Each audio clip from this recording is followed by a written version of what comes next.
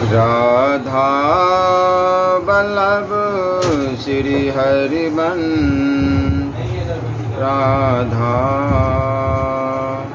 Vallabh Shri everyone. नारायणं नमस्कृत्यं नरं च नरोत्तमं देवी सरस्वती व्यासं ततो जयमुदीरये। राधा मेरी माते है, पिता मेरे घनश्याम, इन दोनों की चरणों में मेरा कोटि कोटि प्रणाम। ओम श्री परमात्मने नमः। श्री गणेशाय नमः। मनुष्य योनि को प्राप्त हुए जीव की गति का वर्णन श्री भगवान कहते हैं, माता जी, जब जीव को मनुष्य शरीर में जन्म लेना होता है तो वह भगवान की प्रेरणा से अपने पूर्व कर्मानुसार देह प्राप्ति के लिए पुरुष के वीर्य कण के द्वारा स्त्री के उदर में प्रवेश करता है। वहाँ वह एक रात्रि में स्त्री के रज में मिलकर एक रूप कलल बन जाता है, 5 रात्रि में बुद्ध रूप हो जाता है, 10 दिन में बैर के समान कुछ कठिन हो जाता है और उसके बाद मांसपेशी अथवा अंडज प्राणियों में अंडे के रूप में परिणित हो जाता है। 1 महीने में उसके सिर निकल आता है, 2 मास में हाथ पांव आदि अंगों का विभाग हो जाता है और 3 मास में नख, रोम, अस्थि, चमड़, स्त्री पुरुष के चिन्ह तथा अन्य छिद्र उत्पन्न हो जाते हैं। 4 मास में उसमें मांसादि 7 धातुएं पैदा हो जाती है। 5वें महीने में भूख प्यास लगने लगती है और 6ठे मास में झिल्ली से लिपट कर वह दाहिनी कोख में घूमने लगता है। उस समय माता के खाए हुए अन्न जल आदि से उसकी सब धातुएं पुष्ट होने लगती है और वह कृमि आदि जंतुओं के उत्पत्ति स्थान उस जघन्य मल मूत्र के गड्ढे में पड़ा रहता है। वह सुकुमार तो होता ही है, इसलिए जब वहाँ के भूखे कीड़े उसके अंग प्रत्यंग नोचते हैं तब अत्यंत कलेश का कारण वह क्षण क्षण में अचेत हो जाता है। माता के खाए हुए कड़वे, तीखे, गरम, नमकीन, रूखे और खट्टे आदि उग्र पदार्थों का स्पर्श होने से उसके सारे शरीर में पीड़ा होने लगती है। वह जीव माता के गर्भाशय में झिल्ली में लिपटा और आंतों से घिरा रहता है। उसका सिर पीठ की ओर तथा पीठ और गर्दन कुंडलाकर मुड़े रहते हैं। वह पिंजरे में बंद पक्षी के समान पराधीन एवं अंगों को हिलाने डुलाने में भी असमर्थ रहता है। इसी समय अर्दृष्ट की प्रेरणा से उसे स्मरण शक्ति प्राप्त होती है। तब अपने सैकड़ों जन्मों के कर्म याद आ जाते हैं और वह बेचैन हो जाता है तथा उसका दम घुटने लगता है। ऐसी अवस्था में उसे क्या शांति मिल सकती है? 7वां महीना आरंभ होने पर उसमें ज्ञान शक्ति का भी उन्मेष हो जाता है, परंतु प्रस्तुति वायु से चलायमान रहने के कारण वह उसी उदर में उत्पन्न हुए विष्टा के कीड़ों के समान एक स्थान पर नहीं रह सकता। तब सप्त धातु में स्थूल शरीर से बंधा हुआ वह देहात्मदर्शी जीव अत्यंत भयभीत होकर दिन वाणी से कृपा याचना करता हुआ हाथ जोड़कर उस प्रभु की स्तुति करता है जिसने उसे माता के गर्भ में डाला है। जीव कहता, मैं बड़ा अधम हूँ, भगवान ने मुझे जो इस प्रकार की गति दिखाई है वह मेरे योग्य ही है। कोई अपनी शरण में आए हुए इस नश्वर जगत की रक्षा के लिए ही अनेक प्रकार के रूप करते हैं, अतः मैं भी भूतल पर विचरण करने वाले उन्हीं के निर्भय चरणारविंदों की शरण लेता हूँ। जो मैं जीव इस माता के उदर में देह, इंद्रिय और अंतकरण रूपा माया का आश्रय कर पुण्य पाप रूप कर्मों से आच्छादित रहने के कारण बद्ध की तरह हूँ, वही मैं यही अपने संतप्त हृदय में प्रतीत होने वाले उन विशुद्ध उपाधि रहित अभिकारी और अखंड बोध स्वरूप परमात्मा को नमस्कार करता हूँ। मैं बहुत वस्तुत शरीरादि से रहित असंग होने पर भी देखने में 5 भौतिक शरीर से संबंध हूँ और इसलिए इंद्रिय गुण शब्दादि विषय और चिदाभास अहंकार रूप जान पड़ता हूँ। अतः इस शरीरादि के आवरण से जिनकी महिमा कुंठित नहीं हुई है, उन प्रकृति और पुरुष के नियंता सर्वज्ञ विद्या शक्ति संपन्न परम पुरुष की मैं वंदना करता हूँ। उन्हीं की माया से अपने स्वरूप की स्तुति नष्ट हो जाने के कारण यह जीव अनेक प्रकार के सत्वादी गुण और कर्म के बंधन से युक्त इस संसार मार्ग में तरह तरह के कष्ट झेलता हुआ भटकता रहता है। अतः उन परम पुरुष परमात्मा की कृपा के बिना और किस युक्ति से इसे अपने स्वरूप का ज्ञान हो सकता है। मुझे जो यह त्रिकालिक ज्ञान हुआ है, यह भी उनके सिवा और किसने दिया है, क्योंकि यथावर जंगम समस्त प्राणियों में एकमात्र वही तो अंतर्यामी रूप अंश से विद्यमान है। अतः जीव रूप कर्मजनित पदवी का अनुवर्तन करने वाले हम अपने त्रिविध तापों की शांति के लिए उन्हीं का भजन करते हैं। भगवान, यह देहधारी जीव दूसरी माता के देह के उदर के भीतर मल मूत्र रुधिर के कुएं में गिरा हुआ है। उसकी जठराग्नि से इसका शरीर अत्यंत संतप्त हो रहा है। उससे निकलने की इच्छा करता हुआ यह अपने महीने गिन रहा है। भगवान, अब इस दिन को यहाँ से कब निकाला जाएगा? स्वामी, आप बड़े दयालु हैं। आप जैसे उदार प्रभु ने ही इस 10 मास के जीव को ऐसा उत्कृष्ट ज्ञान दिया है। दीनबंधु, इस अपने किए हुए उपकार से ही आप प्रसन्न हो, क्योंकि आपको हाथ जोड़ने के सिवा आपके उस उपकार का बदला तो कोई दे भी नहीं सकता। प्रभु, संसार के ये पशु पक्षी आदि अन्य जीव तो अपनी मूढ़ बुद्धि के अनुसार अपने शरीर में होने वाले सुख दुखादि का ही अनुभव करते हैं, किंतु मैं तो आपकी कृपा से सम दमादि साधन संपन्न शरीर से युक्त हुआ हूँ। अतः आपकी दी हुई विवेकवती बुद्धि से आप पुराण पुरुष को अपने शरीर के बाहर और भीतर अहंकार के आश्रयभूत आत्मा की भांति प्रत्यक्ष अनुभव करता हूँ। भगवान, इस अत्यंत दुख से भरे हुए गर्भाशय में यद्यपि मैं बड़े कष्ट से रह रहा हूँ, तो भी इससे बाहर निकलकर संसार में अंधकूप से गिरने की मुझे बिल्कुल इच्छा नहीं है, क्योंकि उसमें जाने वाले जीव को आपकी माया घेर लेती है, जिसके कारण उसके शरीर में अहंग बुद्धि हो जाती है और उसके परिणाम में उसे फिर इस संसार चक्र में ही पड़ना होता है। अतः मैं व्याकुलता को छोड़कर हृदय में श्री विष्णु भगवान के चरणों को स्थापित कर अपनी बुद्धि की सहायता से ही अपने को बहुत शीघ्र इस संसार रूप समुद्र के पार लगा दूंगा, जिससे मुझे अनेक प्रकार के दोषों से युक्त यह संसार दुख फिर प्राप्त न हो। कपिल देव जी कहते हैं, माता, वह 10 महीने का जीव गर्भ में ही जब इस प्रकार विवेक संपन्न होकर भगवान की स्तुति करता है, तब उस अधोमुख बालक को प्रसव काल की वायु तत्काल बाहर आने के लिए ढकेलती है। उसके सहसा ठेलने पर वह बालक अत्यंत व्याकुल हो नीचे सिर करके बड़े कष्ट से बाहर निकलता है। उस समय उसके श्वास की गति रुक जाती है और पूर्व स्मृति नष्ट हो जाती है। पृथ्वी पर माता के रुधिर और मूत्र में पड़ा हुआ वह बालक विष्ठा के कीड़े के समान छटपटाता है। उसका गर्भवास का सारा ज्ञान नष्ट हो जाता है और वह विपरीत गति देहाभिमान रूप अज्ञान दशा को प्राप्त होकर बार बार जोर जोर से रोता है।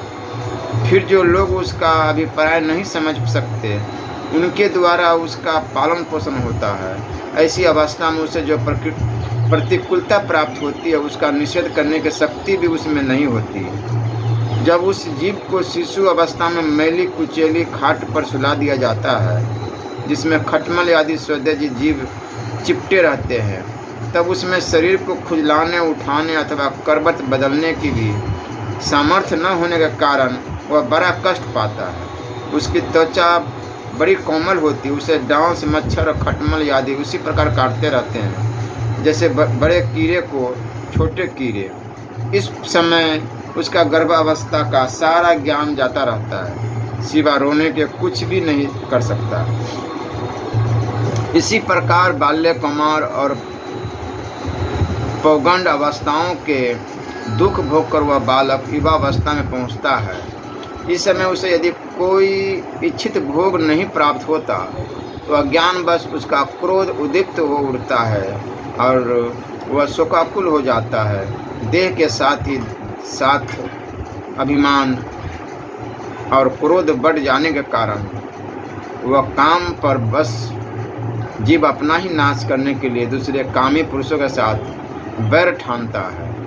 खोटी बुद्धि वाला वह अज्ञानी जीव पंचभूतों से रचे हुए इस देह में मिथ्या अभिनिवेश के कारण निरंतर मैं मेरेपन का अभिमान करने लगता है, जो शरीर इसे वृद्धावस्था आदि अनेक प्रकार के कष्ट ही देता है तथा अविद्या और कर्म के सूत्र से बंधा रहने के कारण सदा इसके पीछे लगा रहता है। उसी के लिए यह तरह तरह के कर्म करता रहता है, जिनमें बंध जाने के कारण इसे बार बार संसार चक्र में पड़ना पड़ता है। सन्मार्ग में चलते हुए यदि इसका किन्हीं जिह्वा और उपस्थ इंद्रियों के भोगों में लगे हुए विषयी पुरुषों से समागम हो जाता है और यह उनमें आस्था करके उन्हीं का अनुगमन करने लगता है, तो पहले के समान ही फिर नारकी योनियों में पड़ता है, जिनके संग से इनके सत्य सोच, बाहर भीतरी पवित्रता, दया, वाणी का संयम, बुद्धि, धन, संपत्ति, लज्जा, यश, क्षमा, मन और इंद्रियों का संयम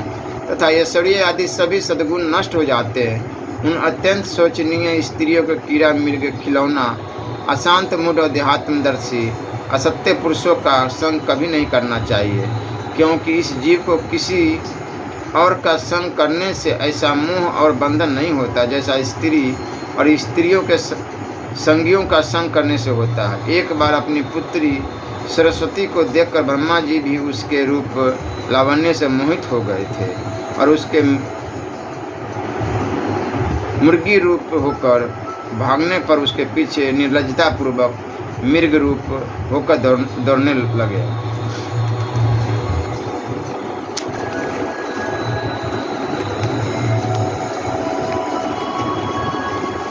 उन्हीं ब्रह्मा जी ने मरीचि आदि प्रजापतियों की तथा मरीचि आदि ने कश्यप आदि को और कश्यप आदि ने देव मनुष्य आदि प्राणियों की सृष्टि की है। अतः इनमें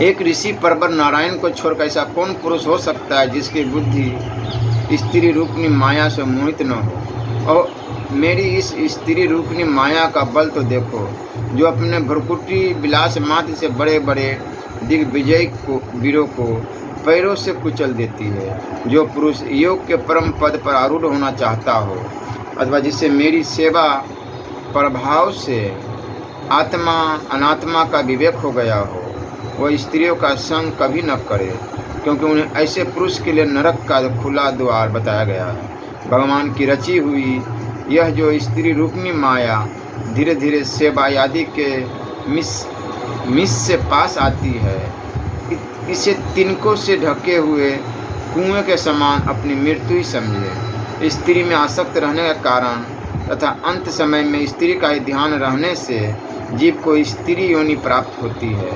इस प्रकार स्त्री योनि को प्राप्त हुआ जीव पुरुष रूप में प्रतीत होने वाली मेरी माया को ही धन, पुत्र और गृह आदि देने वाला अपना पति मानता रहता है। सो जिस प्रकार व्याधे का गान कानों को प्रिय लगने पर भी बेचारे भोले भाले पशु पक्षियों को फंसाकर उनके नाश का ही कारण होता है, उसी प्रकार उन पुत्र पति और गिरह आदि को विधाता की निश्चित की हुई अपनी मृत्यु ही जाने। देवी जीव के उपाधिभूत लिंग देह के द्वारा पुरुष एक लोक से दूसरे लोक में जाता है और अपने प्रारब्ध कर्मों को भोगता हुआ निरंतर अन्य देह की प्राप्ति के लिए दूसरे कर्म करता है। जीव का उपाधि रूप लिंग शरीर तो मोक्ष प्रयत्न उसके साथ रहता है तथा भूत इंद्रिय और मन का कार्य रूप स्थूल शरीर इसका भोगाधिष्ठान है। इस दोनों का परस्पर संगठित होकर कार्य न करना ही प्राणी की मृत्यु है और दोनों का साथ प्रकट होना जन्म कहलाता है। पदार्थों की उपलब्धि के स्थान रूप इस स्थूल शरीर में जब उनको ग्रहण करने की योग्यता नहीं रहती यह उसका मरण है और यह स्थूल शरीर ही मैं हूँ, इस अभिमान के साथ उसे देखना उसका जन्म है। नेत्रों में जब किसी दोष के कारण रूपादि को देखने की योग्यता नहीं रहती, तभी उनमें रहने वाली चक्षु इंद्रियां भी रूप देखने में असमर्थ हो जाती है। और जब नेत्र और मन में रहने वाली इंद्रिय दोनों ही रूप देखने में असमर्थ हो जाते हैं, तभी इन दोनों के साक्षी जीव में भी वह योग्यता नहीं रहती। अतः मुमुक्ष पुरुषों को मरणादि से भय, दीनता अथवा मोह नहीं होना चाहिए। उसे जीव के स्वरूप को जानकर धैर्यपूर्वक निसंग भाव से विचरना चाहिए तथा इस मायामय संसार में योग वैराग्य युक्त सम्यक ज्ञानमय बुद्धि से शरीर को निक्षेप धरोहर की भांति रखकर उसके प्रति अनासक्त रहते हुए विचरण करना चाहिए। कपिल जी भगवान कहते हैं, माता जी, जो पुरुष घर में रहकर सकाम भाव से गृहस्थ के धर्मों का पालन करता है और उनके फलस्वरूप अर्थ एवं काम का उपभोग करके फिर उन्हीं का अनुष्ठान करता रहता है, वह तरह तरह की कामनाओं से मोहित रहने के कारण भगवत धर्मों से विमुख हो जाता है और यज्ञों द्वारा श्रद्धापूर्वक देवता तथा पितरों की ही आराधना करता रहता है। उसकी बुद्धि उसी प्रकार श्रद्धा से युक्त रहती है। देवता और पितर ही उसके उपास्य रहते हैं, अतः वह चंद्रलोक में जाकर उनके साथ सोमपान करता है और फिर पुण्य क्षीण होने पर इसी लोक में लौट जाता। जिस समय परले काल में शेषशायी भगवान शेषाशय्या पर शयन करते हैं, उस समय सकाम गृहस्थ आश्रम धर्म को प्राप्त होने वाले ये सब लोक भी लीन हो जाते हैं। जो विवेकी पुरुष अपने धर्मों का अर्थ और भोग विलास के लिए उपयोग नहीं करते, बल्कि भगवान की प्रसन्नता के लिए ही उनका पालन करते हैं, वे अनासक्त, प्रशांत, शुद्ध चित्त, निर्वृत्ति, धर्मपरायण, ममता रहित और अहंकार शून्य पुरुष स्वधर्म पालन रूप सत्व गुण के द्वारा सर्वथा शुद्ध चित्त हो जाते हैं। वे अंत में सूर्य मार्ग, अर्ची मार्ग या देवयान के द्वारा सर्वव्यापी पुण्य पुरुष श्री हरि को ही प्राप्त होते हैं, जो कार्य कारण रूप जगत के नियंता, संसार के उपादान कारण और उसकी उत्पत्ति, पालन एवं संहार करने वाले हैं। जो लोग परमात्मा दृष्टि से हिरण्यगर्भ की उपासना करते हैं, वे दो पदार्थ में होने वाले ब्रह्मा जी के परले प्रयत्न उनके सत्य लोक में ही रहते हैं। जिस समय देवतादि से श्रेष्ठ ब्रह्मा जी अपने द्वीपाल द्वार काल के अधिकार को भोग कर पृथ्वी, जल, अग्नि, वायु, आकाश, मन, इंद्रिय, उनके विषय, शब्दादि और अहंकार आदि के सहित संपूर्ण विश्व का संहार करने की इच्छा से त्रिगुणात्मिका प्रकृति के साथ एक रूप होकर निर्विशेष परमात्मा में लीन हो जाते हैं। उस समय प्राण और मन को जीते हुए वे विरक्त योगीगण भी देह त्याग कर उन भगवान ब्रह्मा जी में ही प्रवेश करते हैं और फिर उन्हीं के साथ परमानंद स्वरूप पुराण पुरुष पर ब्रह्म में लीन हो जाते हैं। इससे पहले वे भगवान में लीन नहीं हुए क्योंकि अब तक उनमें अहंकार शेष था। इसलिए माता जी, अब तुम भी अत्यंत भक्ति भाव से उन श्री हरि की शरण में जाओ। समस्त प्राणियों का हृदय कमल ही उनका मंदिर है और तुमने भी मुझसे उनका प्रभाव सुन ही लिया है। वेद गर्भ ब्रह्मा जी भी जो समस्त स्थावर जंगम प्राणियों के आदि कारण हैं, मरीचि आदि ऋषियों, योगेश्वरों, सनकादिकों तथा योग प्रवर्तक सिद्धों के सहित निष्काम कर्म के द्वारा आदि पुरुष से सगुण ब्रह्म को प्राप्त होकर भी देव दृष्टि और कर्तृत्वाभिमान के कारण भगवत इच्छा से जब सर्वकाल उपस्थित होता है, तब काल रूप ईश्वर की प्रेरणा से गुणों में क्षोभ होने पर फिर पूर्ववत प्रकट हो जाते हैं। इसी प्रकार पूर्वोक्त ऋषिगण भी अपने अपने कर्मानुसार ब्रह्मलोक के ऐश्वर्य को भोग कर भगवत आदि इच्छा से गुणों में क्षोभ होने पर पुनः इस लोक में आ जाते हैं। जिनका चित्त इस लोक में आसक्त है और जो कर्मों में श्रद्धा रखते हैं, वे वेद में कहे हुए काम्य और नित्य कर्मों का सांगोपांग अनुष्ठान करने में ही लगे रहते हैं। उनकी बुद्धि रजोगुण की अधिकता के कारण कुंठित रहती है, हृदय में कामनाओं का जाल फैला रहता है और इंद्रियां उनके बस में नहीं होती। बस अपने घरों में ही आसक्त होकर वे नित्य प्रति पितरों की पूजा में लगे रहते हैं। ये लोग अर्थ, धर्म और काम के ही परायण होते हैं। इसलिए जिनके महान पराक्रम अत्यंत कीर्तनीय हैं, उन भव भय हारने श्री मधुसूदन भगवान की कथा वार्ताओं से तो ये बेमुखी रहते हैं। हाय विष्टा भोजी, कुकुर, शुकर आदि जीवों के विष्टा चाहने के समान जो मनुष्य भगवत कथा अमृत को छोड़कर निंदित विषय वार्ताओं को सुनते हैं, वे तो अवश्य विधाता को मारे हुए हैं। उनका बड़ा ही मंद भाग्य है। गर्भाधान से लेकर अंत्येष्टि का सब संस्कारों को विधि पूर्वक करने वाले ये सकाम कर्मी सूर्य से दक्षिण ओर के कीर्तियान या धूम मार्ग से पितरेश्वर यरिमा के लोक में जाते हैं और फिर अपनी ही संतति के वंश में उत्पन्न होते हैं।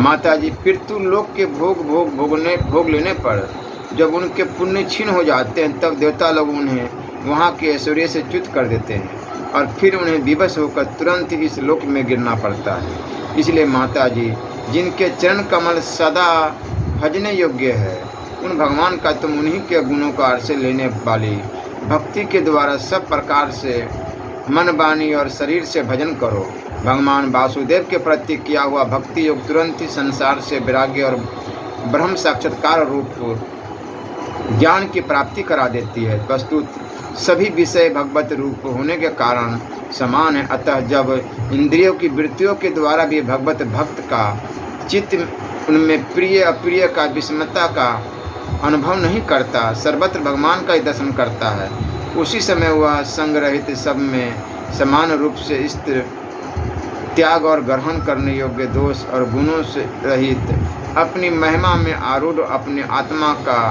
ब्रह्म रूप से साक्षात्कार करता है। वही ज्ञान स्वरूप, वही परब्रह्म है, वही परमात्मा है, वही ईश्वर है, वही पुरुष है, वही एक भगवान स्वयं जीव, शरीर, विषय, इंद्रियों आदि अनेक रूपों में प्रतीत होता है। संपूर्ण संसार में आसक्ति का अभाव हो जाना, बस यही योगियों के सब प्रकार के योग साधन का एकमात्र अभिष्ट फल है। ब्रह्म एक है, ज्ञान स्वरूप और निर्गुण है, तो भी वह ब्रह्म वृत्तियों वाली इंद्रियों के द्वारा शांति भांति बस शब्द आदि धर्मों वाले विभिन्न पदार्थों के रूप में भास रहा है। जिस प्रकार एक ही परब्रह्म महत्व विकारी के राजस और तामस, तीन प्रकार का अहंकार, पंच महाभूत एवं 11 इंद्रिय रूप बन गया और फिर वही स्वयं प्रकाश इनके संयोग से जीव कहलाता, उसी प्रकार उस जीव का शरीर रूप यह ब्रह्मांड भी वस्तुत ब्रह्म ही है, क्योंकि ब्रह्म से ही इसकी उत्पत्ति हुई है। किंतु इसे ब्रह्म रूप वही देख सकता है जो श्रद्धा, भक्ति और वैराग्य तथा निरंतर के योगाभ्यास के द्वारा एकाग्रचित और असंग बुद्धि हो गया हो। पूजनीय माताजी, मैंने तुम्हें यह ब्रह्म साक्षात्कार का साधन रूप ज्ञान सुनाया। इसके द्वारा प्रकृति और पुरुष के यथार्थ स्वरूप का बोध हो जाता है। देवी, निर्गुण ब्रह्म विषयक ज्ञान योग और मेरे प्रति किया हुआ भक्ति योग, इन दोनों का फल एक ही है, उसे ही भगवान कहते हैं। जिस प्रकार रूप, रस एवं गंध आदि अनेक गुणों का आश्रयभूत एक ही पदार्थ भिन्न भिन्न इंद्रियों द्वारा विभिन्न रूप से अनुभूत होता है, वैसे ही शास्त्र के विभिन्न मार्गों द्वारा एक ही भगवान की अनेक प्रकार से अनुभूति होती है। नाना प्रकार के कर्म कलाप, यज्ञ, दान, तप, वेदाध्ययन, वेद विचार, मीमांसा, मन और इंद्रियों के संयम, कर्मों के त्याग, विविध अंगों वाले योग, भक्ति योग, निवृत्ति और प्रवृत्ति रूप, सकाम और निष्काम दोनों प्रकार के धर्म, आत्म तत्व के ज्ञान और ढूंढ वैराग्य, इन सभी साधनों से सगुण निर्गुण रूप स्वयं प्रकाश भगवान को ही प्राप्त किया जाता है। माताजी, सात्विक, राजस, तामस और निर्गुण भेद से 4 प्रकार के भक्ति योग का और जो प्राणियों के जन्मादि विकारों का हेतु है तथा जिसकी गति जानी नहीं जाती, उस काल का स्वरूप मैं तुमसे कह चुका हूँ। देवी, अविद्या जनित कर्म के कारण जीव को अनेकों गतियाँ होती है, उनमें जाने पर वह स्वरूप को नहीं पहचान सकता। मैंने तुम्हें जो ज्ञान उपदेश दिया है उसे दूसरे दुर्विनीत, घमंडी, दुराचारी और धर्म ध्योजी, दम्भी पुरुषों को नहीं सुनना चाहिए। जो विषय लोलुप हो, गृहासक्त हो, मेरा भक्त न हो अथवा मेरे भक्तों से द्वेष करने वाला हो, उससे भी इसका उपदेश कभी न करे। जो अत्यंत श्रद्धालु भक्त, विनय, दूसरों के प्रति दोष दृष्टि न रखने वाला, सब प्राणियों से मित्रता रखने वाला, गुरु सेवा में तत्पर, ब्रह्म विषय मानासक्त, शांत चित्त, मत्सर सुनने और पवित्र चित्त हो तथा मुझे परम प्रियतम मानने वाला, उससे इसका अवश्य उपदेश करे। माँ, जो पुरुष मुझ में चित्त लगाकर इसका श्रद्धापूर्वक एक बार भी श्रवण या कथन करेगा वह मेरे परम पद को प्राप्त होगा। श्री राधा वल्लभ लाल की जय।